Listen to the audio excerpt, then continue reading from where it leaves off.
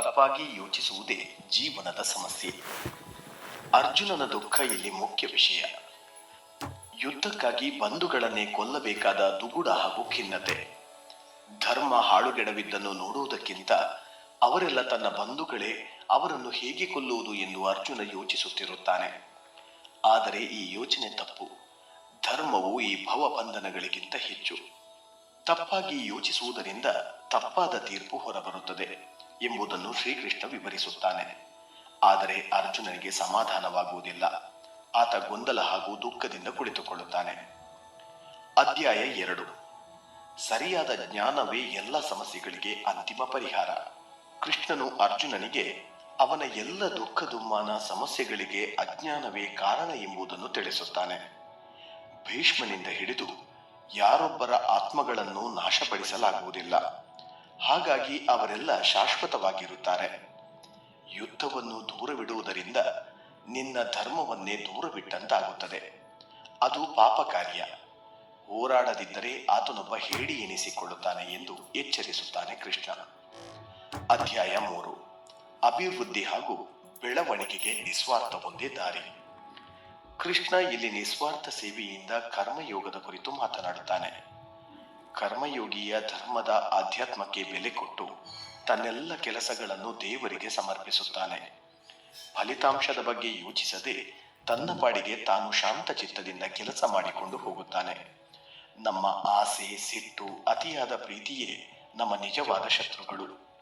ಇವು ನಮ್ಮನ್ನ ಸ್ವಾರ್ಥಿಗಳಾಗಿಸಿ ಶಾಂತಿಯನ್ನು ಕಸಿದುಕೊಳ್ಳುತ್ತದೆ ಎಂದು ತಿಳಿಸುತ್ತಾನೆ. ಅಧ್ಯಾಯ 4. ಧರ್ಮ ಸಂಸ್ಥಾಪನೆಗೆ ಭಗವಂತ ಅವತಾರ ಎತ್ತುತ್ತಾನೆ.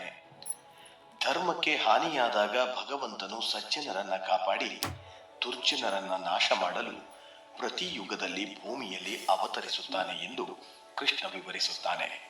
ಅಷ್ಟೇ ಅಲ್ಲ, ಭಗವಂತನ ಈ ಜನ್ಮ ರಹಸ್ಯವನ್ನು ಅರಿತವರು ಮೋಕ್ಷಪ್ರದರು ಎಂದು ತಿಳಿಸುತ್ತಾನೆ. ಅಧ್ಯಾಯ 5. ಅಹಂಕಾರದಿಂದ ಹೊರಬಂದು ಫಲದಾಸೆ ಇಲ್ಲದೆ ಕರ್ಮ ಮಾಡು. ಹೇಗೆ ಕರ್ತವ್ಯ ನಿಭಾಯಿಸುತ್ತಲೇ ಫಲದಾಸೆ ಇಲ್ಲದೆ ಸನ್ಯಾಸಿಯಂತಿರುವುದು ಎಂದು ಅರ್ಜುನ ಪ್ರಶ್ನಿಸುತ್ತಾನೆ.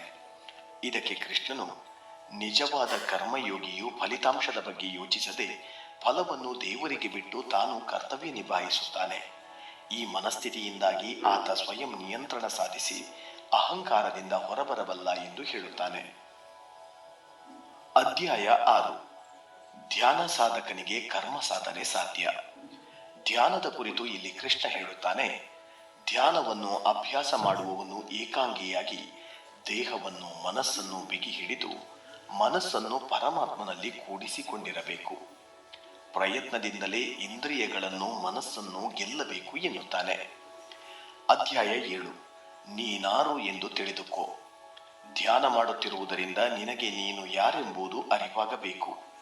ಜ್ಞಾನಿಯು ನನ್ನಲ್ಲಿ ಲೀನನಾಗುತ್ತಾನೆ ಎಂಬ ತತ್ವವನ್ನು ಬೋಧಿಸುತ್ತಾನೆ.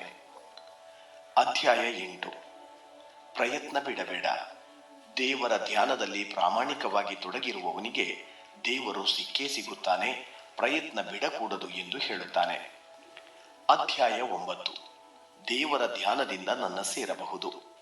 ಈ ಜಗತ್ತೆಲ್ಲ ಕಣ್ಣಿಗೆ ಕಾಣದ ನನ್ನಿಂದ ತುಂಬಿರುವುದು. ಈ ಎಲ್ಲ ವಸ್ತುಗಳು ನನ್ನಲ್ಲಿ ಇರುವವು, ಆದರೆ ನಾನು ಅವುಗಳಲ್ಲಿ ಇಲ್ಲ.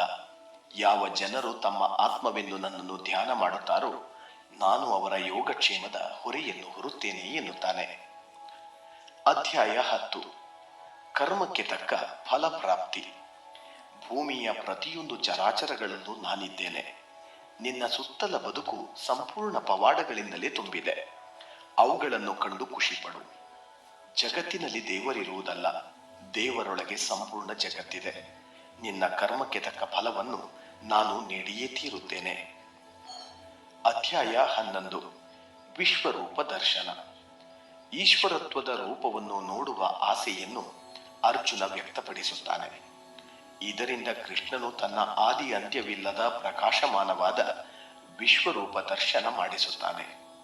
ಇದನ್ನು ನೋಡಿ ಅರ್ಜುನ ಬೆರಗಾಗಿ ಶರಣಾಗುತ್ತಾನೆ.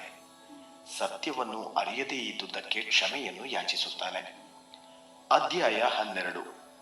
ವೈರಾಗ್ಯದಿಂದ ಧ್ಯಾನಿಸುವವರೇ ಯೋಗಿ. ಯಾರು ಭಗವಂತನಲ್ಲಿ ಹೆಚ್ಚು ಪ್ರೀತಿಯನ್ನಿಟ್ಟು ವಿಶ್ವರೂಪವನ್ನು ಧ್ಯಾನಿಸುತ್ತಾ ಉಪಾಸನೆ ಮಾಡುವರು ಅವರು ಹೆಚ್ಚಿನ ಯೋಗಿಗಳು. ವಿವೇಕ ವೈರಾಗ್ಯಗಳಿಂದ ಅದನ್ನು ಅಭ್ಯಾಸ ಮಾಡಬೇಕು. ಅದು ಕಷ್ಟವಾದರೆ ಭಗವಂತನ ಪ್ರೀತ್ಯರ್ಥವಾಗಿ ಕರ್ಮಗಳನ್ನು ಮಾಡು. ಅದು ಕಷ್ಟವಾದರೆ ಕರ್ಮಗಳ ಫಲಗಳ ಬಯಕೆಗಳನ್ನೆಲ್ಲ ಬಿಡು ಎನ್ನುತ್ತಾನೆ. ಅಧ್ಯಾಯ 13. ಮಾಯೆಯಿಂದ ಕಳಚಿಕೊಂಡು ಭಗವಂತನನ್ನು ಭಜಿಸು. ಈ ಬ್ರಹ್ಮಾಂಡವೇ ಒಂದು ಮಾಯೆ. ಇವೆಲ್ಲದರ ಸೃಷ್ಟಿಕರ್ತ ಬ್ರಹ್ಮನಾಗಿದ್ದು ಅವನು ಪ್ರತಿಯೊಂದು ಅಣು ರೇಣು ತೃಣ ಕಾಷ್ಟಗಳನ್ನು ನೆನೆಸಿದ್ದಾನೆ.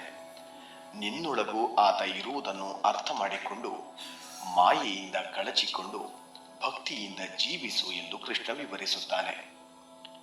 ಅಧ್ಯಾಯ 14. ನಿನ್ನ ದೃಷ್ಟಿಕೋನಕ್ಕೆ ಹೊಂದುವ ಜೀವನ ಶೈಲಿ ಅಳವಡಿಸಿಕೊ. ಎಲ್ಲದರಲ್ಲೂ 3 ಗುಣಗಳಿರುತ್ತವೆ. ಸಾತ್ವಿಕ ಗುಣವು ಬೆಳಕಿನ ಸುಖದ ವಿಚಾರದ ರೂಪ. ರಜೋಗುಣವು ಪ್ರೀತಿ ಬಯಕೆ ಅಹಂಕಾರದ ಕ್ರಿಯಾಶೀಲ ರೂಪ. ತಮವು ಅಜ್ಞಾನ ತಪ್ಪು ತಿಳುವಳಿಕೆ ಆಲಸ್ಯದ ರೂಪ. ಇವುಗಳಲ್ಲಿ ಶಕ್ತವಾದ ಗುಣ ಆತ್ಮವನ್ನು ಕಟ್ಟಿಹಾಕುತ್ತದೆ. ಎಲ್ಲರಲ್ಲಿಯೂ ಇಷ್ಟು ಗುಣಗಳಿದ್ದರೂ ಒಂದು ಗುಣ ಮೇಲುಗೈ ಸಾಧಿಸುವುದು. ಸಾತ್ವಿಕ ಗುಣದವನು ಮೋಕ್ಷ, ರಾಜಸಿಕ ಗುಣದವನು ಪುನರ್ಜನ್ಮ ಹಾಗೂ ತಾಮಸಿಕ ಗುಣದವನು ಕೆಳಮಟ್ಟದ ಜನ್ಮವೆತ್ತುತ್ತಾನೆ ಎಂದು ಕೃಷ್ಣ ಹೇಳುತ್ತಾನೆ. ಅಧ್ಯಾಯ 15.